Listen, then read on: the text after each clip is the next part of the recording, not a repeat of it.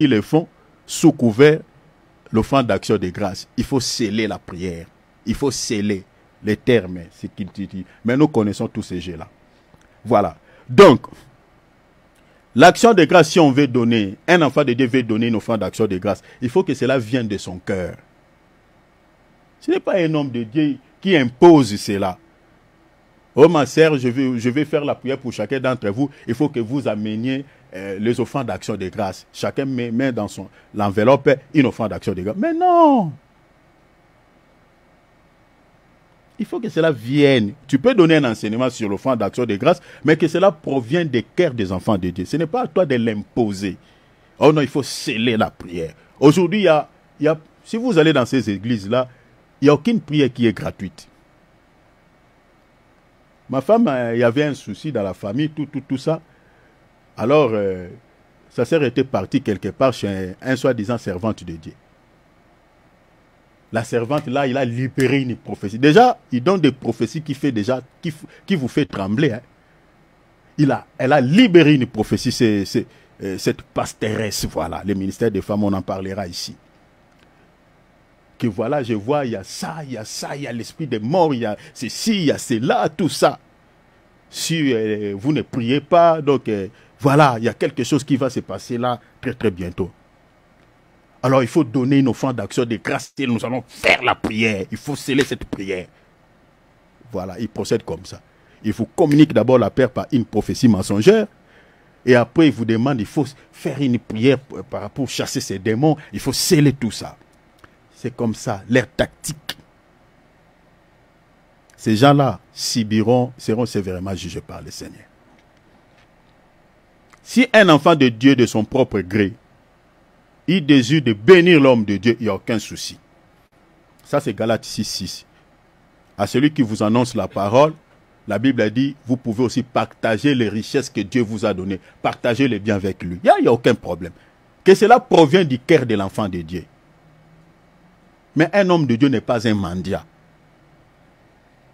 Vous commencez soit à quémander tout le temps aux enfants de Dieu ou leur imposer. Non, ce n'est pas ça. Alors, dans le verset 19, le Seigneur dit, tout arbre qui ne porte pas de bons fruits est coupé et jeté au feu. C'est donc à leurs fruits que vous les reconnaîtrez. Quelqu'un qui est souffrant, quelqu'un qui a par exemple une maladie, qui vient demander une prière auprès de l'homme de Dieu. Il explique son problème, voilà papa, moi j'ai ça. L'homme de Dieu, au lieu seulement de prier, de demander la faveur de Dieu, sur cet enfant de Dieu qui souffre, qui a des problèmes de santé, qui a un problème voilà, lié aux esprits, aux forces du mal.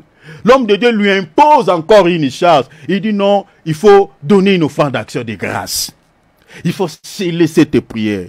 Peut-être la personne est pauvre, la personne est déjà dans la détresse. C'est ça ce que nous sommes en train de... Je vous dis des choses vraies, je jure devant Dieu. Nous sommes passés par là. Hein. Je peux vous citer les noms des serviteurs, surtout à Kinshasa, là je connais pas mal. Ça va vous faire mal, ça va vous choquer. Peut-être vous n'avez rien. Vous êtes en train de chercher de la délivrance par rapport à un domaine donné. Maintenant, vous êtes allé auprès de l'homme de Dieu, on vous demande de l'argent.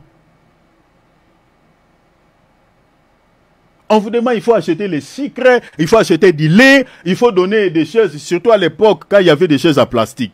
Il faut donner des chaises en plastique avant de prier pour vous. Voilà. On vous est... Mais bien aimé, je vous dis, c'est horrible ce que nous sommes en train de voir. C'est horrible ce que ces gens-là font.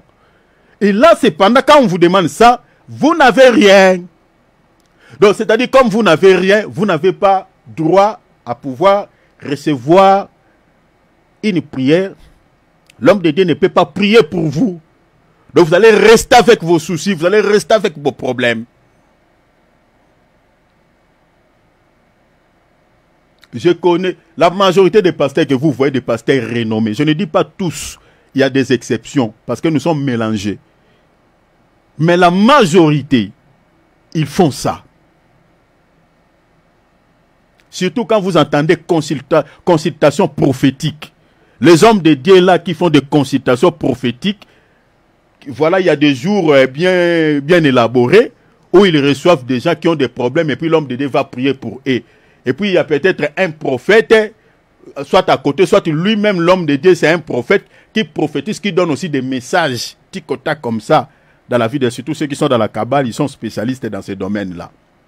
Et puis des fois, ça rate pas et vous disent des choses vraies. Mais ces consultations-là, prophétiques-là, si vous vous rendez là-bas, il faut amener une enveloppe. Mettez une offrande dedans. Vérifiez ce que je vous dis, chers enfants de Dieu.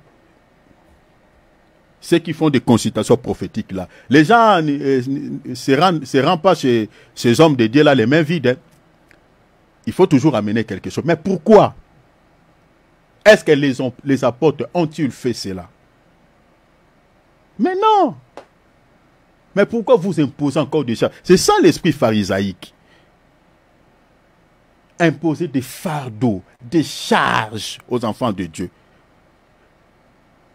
Les enfants de Dieu qui sont déjà dans la détresse, qui ont pas mal de soucis, au lieu de pouvoir les décharger comme le Seigneur dit aux pharisiens, mais vous leur imposez encore d'autres fardeaux, d'autres charges. Non, il faut donner ça, il faut. Et si vous n'avez pas l'offrande d'action de grâce, on ne va pas vous recevoir.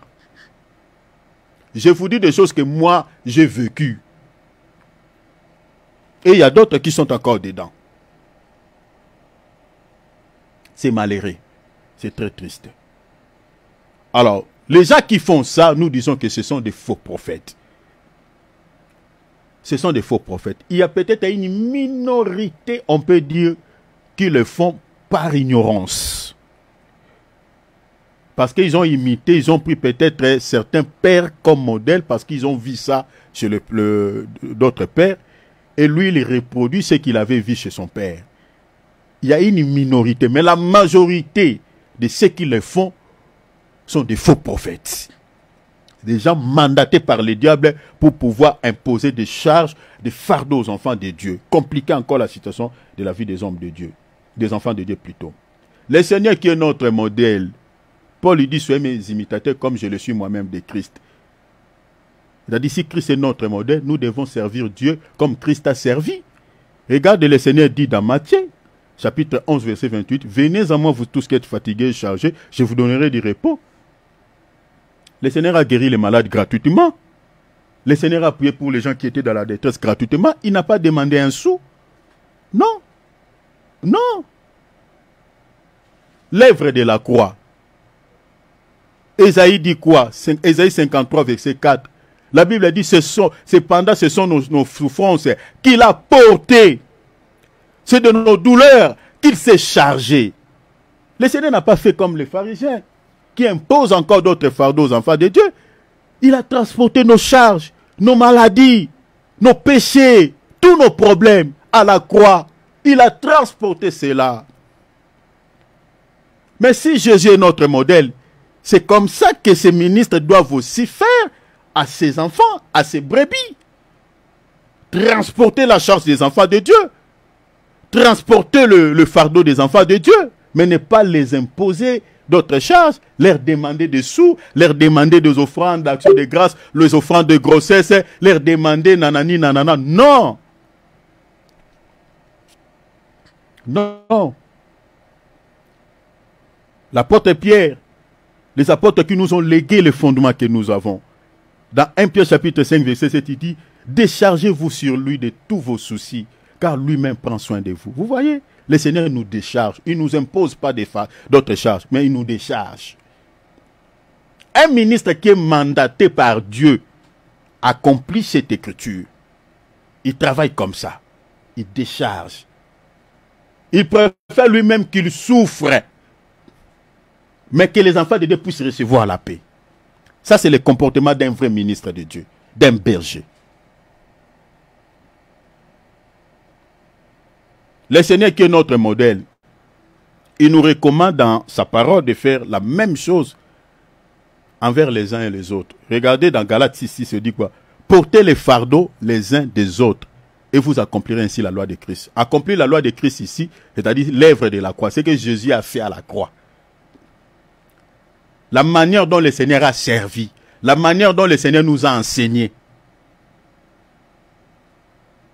Quand nous accomplissons ça, c'est de cette manière que nous accomplissons la loi de Christ.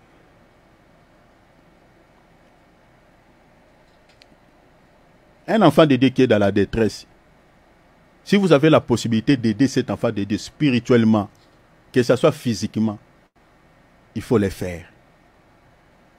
Il faut le faire. C'est très important. Parmi les 4 piliers que nous avons, les 4 piliers de l'Église, il y a les 2 piliers qui sont liés à la spiritualité et les 2 autres piliers qui sont liés, c'est-à-dire qui sont liés au physique, si je peux dire. C'est-à-dire, nous avons l'enseignement, la prière, ça touche la spiritualité, et puis la communion fraternelle et les fractions du pain, ça touche que le physique. C'est-à-dire, porter les fardeaux les uns des autres ici, c'est-à-dire de manière pragmatique, physique, nous pouvons aussi se soutenir. C'est ça ce que l'apôtre Jean dit dans l'épître de Jean, je crois, chapitre 3. Si vous lisez quelque part, il dit Christ s'est sacrifié pour nous. Nous, il s'est donné, il a donné sa vie pour nous. Nous devons aussi donner nos vies pour nos bien-aimés. Et il parle, ceux qui ont des moyens, ceux qui ont la capacité, qui possèdent les biens temporaires, doivent aussi aider les autres. Mais ça, dans nos assemblées, c'est à chercher. Ah, cet amour-là a disparu. La Bible dit, n'aimons pas seulement en parole, mais avec action. Eh ben, cet amour-là a disparu dans nos assemblées. Les chrétiens qui sont dans la détresse, voilà, ils couprissent dans leur détresse, et voilà, ils restent comme ça. Ceux qui ont des moyens, ça c'est compliqué. Alors, troisième signe que Jésus donnait, donc, vous voyez que le deuxième signe, je dis, les pharisiens et les scribes mettaient des fardeaux pesants sur les enfants de Dieu et ne les accompagnaient pas et n'aidaient pas, au fait, le peuple. Troisième signe que Jésus donne à la foule et à ses disciples, il dit qu'ils font toutes leurs actions pour être vus des hommes. Ils font toutes leurs actions pour être vus des hommes. C'est-à-dire ici, nous avons la matu-vue. Matthieu chapitre 23, verset 5. Ils font toutes leurs actions pour être vus.